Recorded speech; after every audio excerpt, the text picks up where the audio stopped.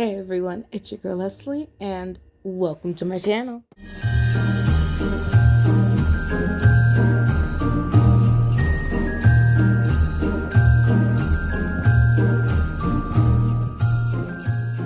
Hey everybody, I decided to do this request just for fun, since I did say I will try, and I did, and I found this random one, kind of came up to this. This is not in Wattpad. It's on a website and it's on Quotive. So I'm going to go ahead and link this so you guys can read it for yourselves if you want to. I'm going to try to link it. That's even a better way to say things. It's like a yandere very 6 for your one shots, and I'm like, okay, why not? It looks interesting and it looks properly written to me, kind of. I don't know. I haven't actually read through the whole thing, but anyways, without further ado, let's get straight into it. Rocking around the Christmas tree at the Christmas party hop. Bloody Painter, ex-reader. As you closed the front door of your house and stepped outside, a light breeze blew your hair to your face, making you squeeze your eyes shut. Opening them, you tried to fix them, passing your fingers through your curly locks. You were already anxious. You didn't want to worry for your hair, too. Looking to the other side of the street, you eyed the house that was opposite from your own. You sighed as memories flowed inside your head, memories you had of you and him. A long time had passed from when you two used to hang out and play together. It had to be 6 years or so ago. You and him and Phil used to be best friends. You would do anything and everything together. That was, of course, before the incident. Before Phil's death. Before he was accused of being the one to murder him. And since your parents forbid you to see him ever again. They didn't care that he was found innocent. They thought that he was dangerous. Your best friend, dangerous. You, of course, didn't think like that. But what could you do? You were a 10-year-old child.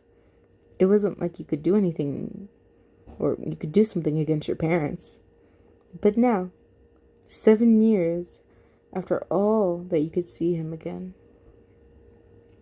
The truth was that before 2 years, when all the students had stayed in the dorms of your local junior high school were killed, he disappeared and nobody saw him again from then. Today, 1st of October, was his birthday, and his parents had informed you that he was coming over for a few days. You didn't say anything to your parents, as you were sure they wouldn't let you go, and you just lied to them that you were going to a friend's house. You knew that his parents wouldn't tell anything, so you had nothing to worry about, except for the fact that you were going to see him after all these years. Taking a deep breath, you walked to your neighbor's house, and after minutes that you were thinking what to say and if your doing was right, you decided that you would knock. You should knock. But maybe he didn't want to see you. Maybe the boy that used to be best friends with didn't care about you. After all, you had abandoned him, shortly. Or maybe he was still angry. Biting your lip, you tried to push these thoughts out the back of your head and not think of them. He was just going to stay here for a couple days. If he didn't want to know about your existence, he would just ignore you as if it would only be a few days.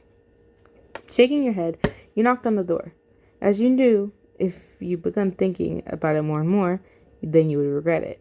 Seconds passed, and nobody had opened the door. But in your mind, there were hours that were passing awfully slow. Suddenly, the door opened, revealing a middle-aged woman with long black hair and dark eyes that lit up as soon as they saw you. "Why in, sweetie, come in, come in!" Helen is in the living room with his dad. She welcomed you with a kind smile. You stepped inside the house, examining it like it was the first time you came in there, and inhaling the air. Cake. It smelled like cake. Chocolate cake. Ooh, that's good. I love chocolate cake. You smiled back at the woman as she closed the door and led you to where the two males were. "It was so nice that you came in. Helen will be so happy to see you again. It's been 2 years, hasn't it?" she asked, making you lower your eyes to the floor instead of looking her in the eyes. "Mm-hmm," you mumbled, looking at her and putting on a fake smile. Luckily, she smiled back, not understanding a thing. "Here we are," she announced happily as the two of you stepped into the spacious living room. All eyes turned to gaze at you, making you shift uncomfortably in your place, especially when you knew that a pair of blue ones were staring at you at your form. "Ah, Wyan, you came at last. We were waiting for you. Right, Helen?" Helen's father greeted you. You turned to face Helen and waited for his answer and reaction, as he stared at you with a bored expression. "Yeah," he finally said, turning his head to the opposite direction that you were standing. You felt guiltness take over you as you bit your lower lip in order to calm yourself. "So, we will go bring the birthday cake. Right, darling?" Helen's mom said, ignoring the desperate look that you shot at her. Oh, wow. Her husband agreed, and they went to the kitchen, leaving you alone. Oh, wow. Damn. Awkward silence filled the room as you sat there looking everywhere but him and him paying no attention to you. "And here we are. Happy birthday, Helen." His mom and dad came with the birthday cake as a small party begun. You kicked a small rock with your foot as you took a stroll outside, Ellen beside you.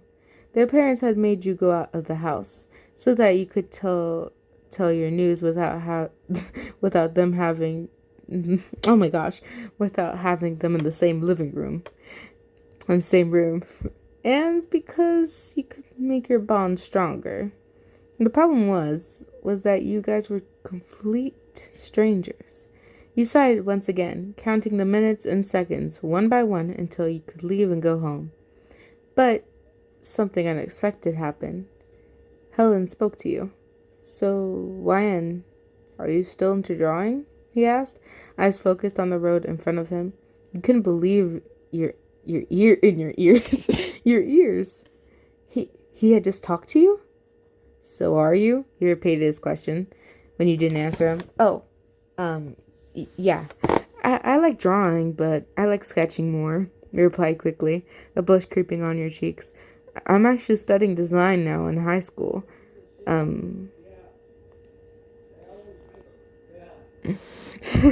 What about you?" "Something like that," he answered, not looking at you, but you couldn't tell that something was off. You may have seen Helen for a long time, but you knew when he was lying. You narrowed your eyes at him, but continued walking. Do you like to draw more?" You asked him, trying to start a normal conversation. "Portraits, I guess." "I see." You nodded your head. "Do you have a favorite color which you would like to draw?" "Red." "Red?" That sounded quite weird to you. You thought he would say blue or black or something similar. "Yes, with red, in my opinion, you can draw anything what really a human has inside them," you responded, glancing at you. "Oh, really? That's interesting," you said, quite interested. You didn't know that red was the color that represented the soul. Little did you know he didn't mean the soul, but what was really under the skin of a human. Oof. Some time had passed. You talked about your lives now, your hobbies, your schools, and anything that someone could think of. You enjoyed your time with him, even though sometimes you felt like he wasn't telling the whole truth. You were now on your way back at his home as you joked around. Well, you were joking around mostly. And the dog literally sat on my face while I was laying. You abruptly stopped what you were saying, stopping where you were and looked straight forward. Helen turned to face you as he returned, walking further in front of you. With a questioning look on his face, turning his head toward again, he saw what you were staring at. A short boy was being pushed around by two other taller and much stronger kids, around the age of 17. You immediately began walking up to them in a quick pace when Helen grabbed your arm, stopping you. "Wyan, let it be. You can't do anything," he told you, but you yanked your arm out of his grip. "No, Helen, I can't and I will," you stubbornly said and took off. "She changes the world." He finished his sentence as he watched you walking up to the bullies. "Hey, you!" you shouted at them. They both turned their attention to you, leaving the poor kid alone. You shivered when you saw them, but you couldn't go back now. Besides, you were doing this for Helen. You didn't tell him, but from when he disappeared. You tried to stand your ground against the bullies as you thought that they were, and a reason he had disappeared. Only if you knew the truth. Oh, look at that, one of the bullies chuckled. Leave leave girly if you don't want to get hurt. He threatened you, pointing at you with his finger. You pursed your lips. You knew you had no chance against them, but you couldn't back away in fear like you used to. No. No. The other one laughed. What are you gonna do then, girly? He grinned as they started advancing towards you. You clenched your fists and got ready to fire them a punch if they got really close. The shorter boy had ran away by now, leaving you alone to deal with them. Hey, leave her alone. A voice from behind of you yelled, and the next thing you knew was that an arm swung around your waist, pulling you closer to someone's chest. Looking up, you saw Helen with an angry expression on his face. The taller one raised an eyebrow at Helen, but felt as his threatening aura. He raised his hands in the air. Sorry. We didn't do anything, man, he innocently said, and glancing back at you one last time, and he said, we were leaving anyways. Come on, dude. He mentioned the other one, who just did as he said, and the two of them left. Sighing, he looked at the black-haired male who was looking sternly at the two figures in the distance. Helen, it's okay, you said softly, smiling up at him. He looked down at you and smiled a little. Let's go home. The next day, you went out shopping, as your parents had told you they needed a few things from the supermarket. You agreed and told them after that you were going to pay a visit to one of your friends. Something that wasn't a lie at all. You went to the market and bought everything that was on the list and headed home, excited that you would be free and for the rest of the day, which you would spend time with the blue-eyed boy. Suddenly, as you were walking, a hand shot up from an alley and dragged you into it. You fought to break free, but with no use. The person that was holding you was obviously strong. Your back hit the brick wall hard, emptying the air from your lungs. In front of you stood the two bullies from yesterday with wide grins decorating their faces. Hello, beautiful. Remember us from yesterday? The one with blonde, shaggy hair asked mockingly. Of course you remembered them. How could you forget them? You gulped and tried not to show no fear, but you didn't have that much of a success. They both laughed at your failed attempts, and the brown-haired one got closer to your face. Now, what should we do with you, huh? He smirked as you closed your eyes. Get off. You stuttered, making them snicker. Why would we now? Your boyfriend isn't here anymore. Nobody, and there is nobody to stop us. Now would be the times in movies where the male set would shout, "Why don't you look better?" or something cliche, or some other cliche comment. But you weren't in a movie, so nothing happened. As the teen was closing the gap between your faces, you slapped him, the clapping sound echoing around you. He drew backwards, shocked before his expression changed to furious. You little bitch, I'll teach you a lesson, he said, grabbing you and throwing you to the floor. The other one kicked you in the belly, and you put your hands around your head, and as you curled to the ground.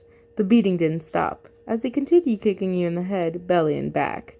You were already starting to feeling dizzy, but you were more afraid that they were going to break your bones, or worse, kill you. They took notice on your light-headed form, and they stopped to examine you. The one that you had slapped lifted you by your hair, making you scream in pain as he brought you on the same level as him. Oh no, don't pass out now. We have a lot more plans for you, he told you ironically. So he suddenly let you fall down, and you didn't expect it. That you hit your head on the pavement, and a loud crack made its way up to your ears. Man, what the hell's that? Who are you? One of them shouted to a figure who was standing at the beginning of the alleyway. The figure didn't reply, but instead it started advancing towards them. Hey, did you hear me? Piss off. That's none of your business. Maybe we can finish her off tomorrow. That dude didn't seem like he was joking. The other whispered, kind of worried. Don't be excited about tomorrow. Another voice spoke, because there will be no tomorrow. That was the last thing you heard before your eyelids closed and your mind blacked out. You woke up in an unfamiliar room. Your arms and legs were tied up to a chair, and so was your chest and waist. The walls of the room were full of drawings, and most of them were portraits or had gory thing. You were kind of sleepy, so you didn't fully react to when you didn't fully react when you saw them or when you realized you were tied up, because you hadn't actually realized it fully. In front of you was a huge canvas, and because of its size, you couldn't tell if someone was behind it or not. You finally woke up, huh? Then try not to move. I'm trying to draw you. A voice that seemed a weird, seasoned familiar said, and you guessed that whoever it was, he would be behind the canvas. Each were drawing your attention, but before you could question it, something warm dripped down your pants. Confused and shocked, you looked down where the liquid had fallen, but you couldn't return back in time. You would stay still and ignore it, because the sight that you were met with would be haunting you for your whole life. Sitting on your lap was the head of the brown-haired bully, dripping blood on your legs, which were deep red by now, as the head was probably there for a few hours. His messy brown hair had blood stains there and there, and his skin was a deathly white. His pupils had lost their color, and his light pink tongue was hanging out of his mouth slightly. Now, observing your surroundings better, you noticed that the two bodies were resting, one on the right and the other one on the left of the chair, without their heads, as they already started smelling, and their skin was rotting. The blonde head was leaning on your feet pretty much at the same horrific state as the other boy's head on your lap, having a pool of blood around you. You screamed, sneezing your eyes shut and kicking the head slightly on your feet. Wyan. Didn't I tell you to stay still? The voice spoke. Then footsteps were coming from your front. Opening your eyes, you were met with the sight of a man in black pants and a blue jacket with a yellow smile on it. Oh my gosh. He was also wearing a white mask with a bloody smile on it. Yep. Okay, no, never mind. Which covered his face. But it was a bloody smile indeed. His gloved hand grabbed the head that you had kicked by the hair, and coming closer to you, he put it close to your face. The awful smell of it and the terrifying sight made you close your eyes tightly. You better not do it again. You understand? He asked you, and you quickly nodded, not opening your eyes. Open your eyes, YN, he ordered you, and you did as he said, opening them and facing him. How do you know my name? You stuttered, scared. How do I know your name? He asked, tilting his head. Oh, YN. It's me. He removed the mask off his face to revealing his black locks, blue eyes, and pale skin. It was him. It was Helen. Helen? You exclaimed, shocked and frightened that your best friend was the man that murdered these two. He smiled down at you, but his smile wasn't the one you remembered. That smile was dark and crazy. A part of Helen that you had never seen before. Are you gonna stay still now, YN? No. Let me go. You struggled on your chair, pulling all that you had on, freeing yourself. A sudden force hit your lips, silencing your yelling. You soon came to realize that it was Helen's lips that forced themselves on yours in a sweet, passionate kiss. He had one hand behind your neck, bringing you closer to him as he deepened the kiss. His other hand rubbed on your chin, grabbing it and making you open your mouth as he slipped his tongue inside your mouth. You tried to struggle, yell, push him off, but you did nothing. One silent tear rolled down your cheek as your mind took one of million turns trying to understand what was really happening. Helen broke the kiss, but didn't move away from you. He stared at you through half-lidded eyes for the next moments, taking notice of your single tear. He drew himself off of you and walked back to the canvas opposite from you. Now, be a good girl and let me draw your portrait. After all, it's my favorite sort of art, and you would make the drawing even better with that pretty face of yours, especially with these beautiful, fearful eyes. He told more to himself than you as he sat down and dipped his paintbrush in a glass of red paint, or at least that what it seemed to be, or better, what you wanted to believe. So you took a deep breath and opened your eyes to face the awful truth that would be awaiting you in the portrait. Oh my lord, that is good. Oh my god, this is like, damn, you get a 5-star rating for me. This is a good ass fanfic to read. My goodness. Oh, one shot. Yandere one shot to read. Wow. Well, I hope the person that requested this is super duper satisfied and liked this, because honestly, I loved it a lot. It was really good. But anyways, y'all, I hope you enjoyed. Like, subscribe, and hit that notification bell for more amazing videos, guys. Sorry if I made this pretty quick. I mean, it's not that quick. It's probably like the longest like request one shot yandere I've ever done. Like, damn. And damn, it was good, long but good. I liked it. I will try and put a link to this for you guys in the description. And sorry if these videos that I'm going to be posting are going to be really fast or kind of odd. It's just, I'm at my grandpa's house and it's not really the space I'm used to doing, and people can hear me outside depending on how really loud I am, so that's why I'm kind of like a little quiet than usual, and not with my crazy comments, even though I do comments sometimes. You just hear me giggling in the background at this point. But yeah, I will try to do better next time. At this point, I'm ready just to hide in the closet and just close the door and then let my feelings out. I swear. I'm going to do that next time. I think that's a great idea. Hopefully it'll block my sound a little bit. Damn. Anyways, I shall see if y'all later. Bye and peace.